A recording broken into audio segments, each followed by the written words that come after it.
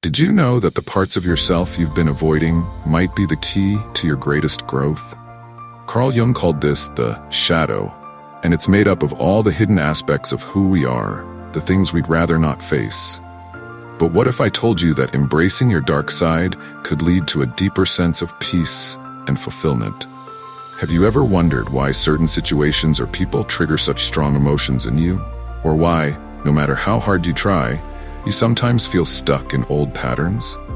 The answer could lie in your shadow, the part of you that holds the emotions, thoughts, and desires you've buried deep within. In today's video, we're diving into how recognizing and integrating this shadow can not only free you from suffering, but also unlock your potential for personal growth, creativity, and spiritual awakening. So, let's talk about Carl Jung. You've probably heard the name before. He's one of the big names in psychology, alongside Freud and those guys. But what makes Jung really interesting, especially for us who are into Buddhism and mindfulness, is his focus on something called the shadow. Now, when we talk about the shadow, we're not talking about the literal shadow you see on a sunny day. Jung's shadow is more about the parts of ourselves we don't like to acknowledge, right? It's all those hidden darker sides of our personality, things we tend to deny or push away because, let's face it, they're uncomfortable. It's like that saying in Buddhism, the things we resist persist. Yeah, that's the shadow doing its thing. Jung believed that we all have this shadow, and the more we ignore it, the more it controls us from the background. This is where it gets really interesting for those of us who practice mindfulness or meditation, right? Buddhism teaches us that we need to embrace all aspects of ourselves, including the uncomfortable ones. Jung was saying something pretty similar, just with a psychological twist. He said that if we don't face our shadow, it'll find sneaky ways to show up in our lives, often through what we call projections. Basically, we start seeing in others what we're not willing to see in ourselves. You know that feeling when someone really annoys you, and it's for something you secretly do too? Yep, that's the shadow at play. Neuroscience backs this up too, which is super cool. When we push away certain emotions or traits, our brain doesn't just get rid of them, it stores them in our unconscious mind, like putting them in a dark corner. But they don't just sit there quietly. Oh no, they leak out, influencing our thoughts, feelings, and actions without us even realizing it. It's like trying to ignore a messy room, but eventually, that mess spills into other areas of your life. In Buddhist practice, we talk a lot about cultivating awareness of thoughts, feelings, sensations, the whole deal. This is so similar to Jung's idea of integrating the shadow. To grow and evolve, we have to be willing to sit with the discomfort, to shine a light on those hidden parts of ourselves. And let me tell you, that can be hard. But as Buddhism teaches, suffering comes from resisting what is. When we accept even the difficult parts, the suffering eases. So the shadow isn't some evil part of us. It's just the stuff we've shoved down because it doesn't fit with how we want to see ourselves. But when we deny it, we're denying a part of our wholeness, and that creates a lot of inner conflict. Jung believed that by bringing the shadow into the light, by becoming aware of it and accepting it, we can start to integrate it, making us more complete human beings. That's what he called the process of individuation, or becoming whole. And here's where it all ties back to Buddhism again. In Buddhist philosophy, we talk about non-duality, right? The idea that there's no separation between good and bad, light and dark. Everything just is. When we stop labeling parts of ourselves as good or bad and just recognize them for what they are, we're able to transcend the duality and find peace. So yeah, that's the gist of what Jung was getting at with the shadow. It's about looking inward and being honest with yourself. Just like in meditation, when you sit with your thoughts and observe without judgment. Jung was all about doing the deep inner work, the kind of stuff that helps us break free from our attachments and find real freedom. Sounds pretty Buddhist, right? Alright, so now that we've got a basic idea of what the shadow is, let's get into what happens when we ignore it. Spoiler alert, it's not great. And honestly, a lot of us do this without even realizing it. Because who wants to deal with the uncomfortable stuff, right? But here's the thing. Pretending the shadow isn't there doesn't make it go away. In fact, it gets stronger the more you try to push it down. Think about it like this. In Buddhism, there's this core idea that suffering comes from attachment. Well, one of the biggest things we're attached to is our ideal self. The version of us that's perfect, always kind, never angry or jealous. We cling to this image of ourselves, and in the process, shove all the stuff that doesn't fit that image into the shadow. And what happens? That dark side of us doesn't just sit there quietly. It starts to mess with our lives in ways we don't even notice. You know when you suddenly overreact to something small, like someone cutting you off in traffic, or a friend making a joke that hits a nerve? That's usually a sign your shadow is lurking in the background. Neuroscience actually backs this up. Our brains have this amazing ability to suppress emotions, but it's not a perfect system. The more we repress, the more stress it builds in our nervous system. Over time, this can mess with our emotional regulation. Basically, your brain is like, hey, I'm trying to keep it together, but we've got all this unresolved stuff, and it's leaking out in weird ways. That's why you sometimes feel out of control, or find yourself reacting to things in ways that don't even make sense. From a Buddhist perspective, this is where mindfulness becomes so important. Buddhism teaches that the root of suffering is ignorance, right? And ignoring the shadow is a kind of ignorance. It's like turning a blind eye to parts of yourself.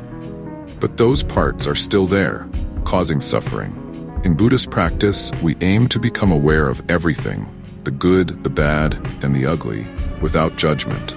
When we're mindful, we start to see these patterns of reaction more clearly. We can notice when we're projecting our own issues onto others, or when something triggers us, because it's actually reflecting something we haven't dealt with internally. Now, let's be real. Facing the shadow is not easy. It's uncomfortable. But Buddhism has this concept called dukkha, or suffering, and it teaches us that suffering isn't something to run from. It's something to observe, to understand. When we bring awareness to the dark side, we're taking the first step in reducing the suffering it causes. The irony is, the more we avoid these uncomfortable parts of ourselves, the more they cause us pain. But when we face them, we actually start to loosen their grip on us. Jung talked about something very similar. He believed that when we ignore the shadow, it often shows up in our relationships. This is what he called projection. Basically, we see in other people what we're unwilling to acknowledge in ourselves. So, if you're constantly annoyed by someone's arrogance, there's a good chance it's because you haven't fully owned up to your own moments of arrogance. I know it stings a little, but that's the shadow in action. In Buddhist terms, this is all about reflecting on karma, not the what goes around comes around version of karma, but the deeper understanding that everything we think, feel, and do has a ripple effect. If we're carrying around unresolved stuff from our shadow, it's going to show up in our interactions, in how we treat ourselves and others. So the more we ignore our shadow, the more we perpetuate this cycle of suffering. The good news? Mindfulness, self-awareness, and meditation give us tools to start recognizing when this is happening. By observing our thoughts, our triggers, and our reactions, we can start to see the patterns. It's like slowly turning the light on in a dark room.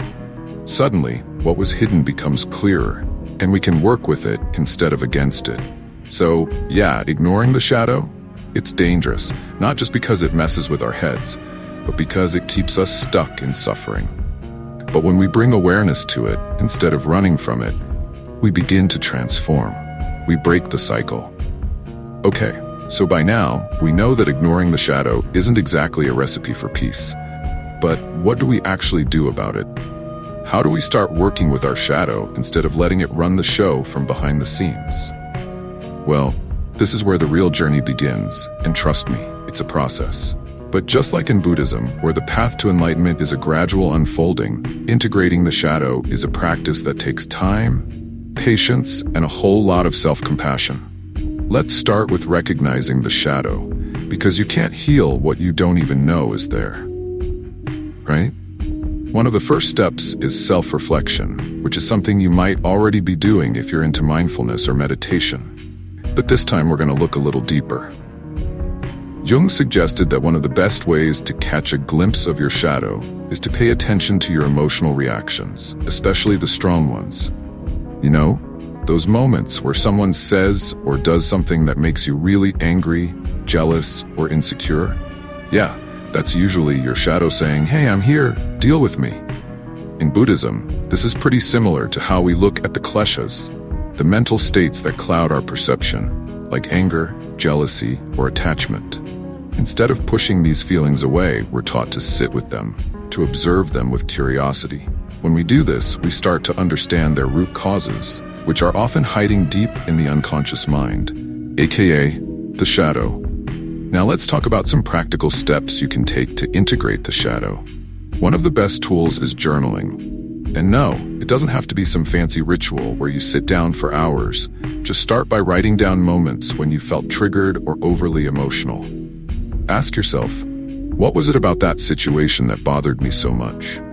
Or what am I not willing to accept about myself that this person is reflecting back at me? I know it sounds tough, but remember, this is about self-discovery, not self-judgment. Another powerful way to work with the shadow is through meditation. And I'm not just talking about your usual mindfulness practice here. In Buddhism, we often use metta, or loving-kindness meditation, to develop compassion for ourselves and others. When we're working with the shadow, we need that same kind of compassion, especially for the parts of ourselves that feel uncomfortable or shameful. So during your meditation, when these darker emotions or thoughts come up, instead of pushing them away or labeling them as bad, try holding them with kindness. Imagine sending love to those parts of yourself that you usually reject. This can be really healing because, as Buddhism teaches, everything is deserving of compassion, including the shadow. Now this brings us to an important point. Integrating the shadow isn't about getting rid of it. I think that's where a lot of people get stuck. They think, okay, I'll do this inner work and then all the bad stuff will disappear. But the truth is, the shadow is always going to be a part of you. The goal isn't to eliminate it, but to integrate it, to accept it as part of who you are and learn to work with it, rather than against it. Neuroscience has something to say about this too. It's all about neuroplasticity, the brain's ability to rewire itself. When we bring awareness to the shadow and start changing how we react to it, we're literally rewiring our brains. Every time you choose to face a difficult emotion rather than suppress it, you're creating new neural pathways that make it easier to deal with those emotions in the future. It's like training a muscle. The more you practice, the stronger it gets. In Buddhism, this is similar to the practice of mindfulness, training the mind to be present with whatever arises, without clinging or aversion. Over time, you become more aware of your thoughts and reactions, and that awareness starts to transform the way you experience the world. In the same way, by acknowledging and integrating the shadow, we become more whole, more balanced, and more at peace with ourselves. But let's be honest, it's not always easy. Shadow work can bring up some heavy stuff, and there might be moments where you're tempted to quit. But remember, this is all part of the process. In Buddhism, we talk about the importance of perseverance, of staying on the path even when it gets hard. And shadow work is no different. The key is to be gentle with yourself along the way. Healing doesn't happen overnight, but with consistent effort, you'll start to notice changes, maybe subtle at first, but powerful over time. So, start small. Pay attention to those moments when you feel triggered. Get curious about your emotions. Journal, meditate, and above all, bring compassion to yourself, because working with the shadow isn't about being perfect. It's about being real, being whole. Alright, so you might be thinking, okay, I get it. I've got a shadow, and I should probably deal with it. But why should I go through all this uncomfortable stuff? What's the payoff here? Great question. Let's get into why embracing your shadow is actually one of the best things you can do for yourself. Like, seriously, life-changing. First off, when you start integrating your shadow, you're no longer at war with yourself. You know that inner conflict where one part of you wants to do something, but another part is holding you back. That's often the shadow creating tension. When you accept all parts of yourself, the good, the bad, the messy, you start feeling more whole. And that sense of wholeness? Total game changer. It's like finding a deep inner peace. In Buddhism, this reminds me a lot of the concept of non-duality. We talk about moving beyond the dualistic mindset of good versus bad, right versus wrong, light versus dark. Instead, we learn to see things as they are, without labeling them. By embracing your shadow, you're doing the same thing. You're recognizing that these darker parts of you aren't bad. They just are. And when you stop resisting them, that's where real peace begins. Let's take a practical example. Have you ever noticed how exhausting it is to keep up a facade? To pretend you're always positive, always in control, always on? Yeah, that's draining. But when you start to integrate your shadow, you can drop the act. You become more authentic, more real. And people feel that. They connect with you on a deeper level because you're not hiding behind a mask anymore. This authenticity is something we also see in Buddhist teachings. In the practice of right speech and right intention, we're encouraged to live honestly, with clarity and truth. When you accept your shadow, you're more aligned with these values. You're speaking and living from a place of honesty, both with yourself and others. Here's another big benefit: emotional intelligence. When you're aware of your shadow, you start to notice your triggers before they take over. You're no longer just reacting to life, you're responding with awareness. So, when someone pushes your buttons, instead of blowing up or shutting down, you can take a step back and ask, okay, what's really going on here? This kind of emotional intelligence is priceless. It makes your relationships smoother, your interactions more mindful. And guess what? This is exactly what we aim for in Buddhist practice: being fully present, aware of our emotions, but not controlled by them. Equanimity, as we call it in Buddhism, is the ability to remain balanced no matter what's happening around you. By embracing your shadow, you're training yourself in this kind of emotional balance. And let's not forget about creativity. A lot of people don't realize this, but the shadow is a goldmine for creativity. Think about it. Some of the greatest artists, musicians, and writers tap into their darkest emotions to create their best work. When you integrate your shadow, you're opening the door to a deeper well of inspiration. You're no longer blocking out the parts of yourself that feel intense or raw, and those are often the parts with the most creative potential. In Buddhism, we often talk about letting go of control and attachment to outcomes. While creativity flows best when you let go, when you stop trying to force things to be perfect or right. The shadow, with all its unpredictability and emotion, can help you access that flow. But let's get a little deeper for a sec. Integrating the shadow isn't just about feeling more balanced or being more creative. There's a profound spiritual benefit too.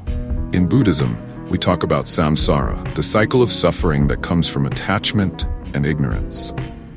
One of the ways to break free from samsara is through self-awareness, knowing yourself fully, without illusion. Shadow work is a powerful form of this self-awareness. When you're willing to look at the parts of yourself you've kept in the dark, you're lifting the veil of ignorance. You're stepping closer to true self-understanding, which is key on the path to enlightenment. By embracing your dark side, you're also reducing your suffering, because so much of our pain comes from rejecting parts of ourselves. And let's be real, embracing your shadow can also make you a more compassionate person. When you've faced your own darkness, you're a lot less likely to judge someone else for theirs. You start to see that everyone is carrying some kind of shadow, and that makes you more empathetic, more patient. In Buddhism, we practice karuna, or compassion for all beings. Shadow work deepens this practice, because when you've learned to have compassion for your own imperfections, it naturally extends to others. You're no longer quick to judge because you understand that we're all in this together, dealing with our own shadows in one way or another. So yeah, embracing your dark side isn't just about personal growth. It's about emotional intelligence, creativity, spiritual awakening, and deep compassion. It's about becoming more authentic, more present, and more at peace with who you are. And isn't that what we're all striving for, both in our personal development and in our spiritual practice? So now you know, the dark side of yourself that you've been avoiding might just be the key to living a more authentic, balanced, and fulfilling life. By embracing your shadow, you're not only stepping into a deeper level of self-awareness, but you're also opening the door to emotional intelligence, creativity, and spiritual growth. It's a lifelong journey, but every step you take brings you closer to peace and wholeness. Thank you so much for watching, all the way to the end. If you found this video helpful or insightful, please consider giving it a thumbs up. And don't forget to subscribe to the channel so you don't miss out on more content like this.